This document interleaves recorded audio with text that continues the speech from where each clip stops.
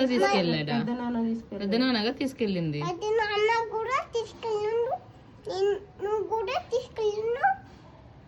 Okay. మళ్ళీ అందరూ పెద్ద నాన్న అన్నది వచ్చి పెద్ద నాన్న వచ్చి అన్నది వచ్చి తీసుకెళ్తారు. నేను కూడా వెళ్ళండి హాస్పిటల్కి తక్కువ మళ్ళీ బంగారే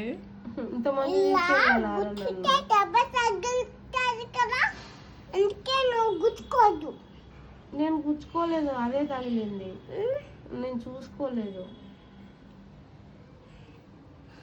ఆదా పైన ఎక్కిందవా? ఎక్కలేదు.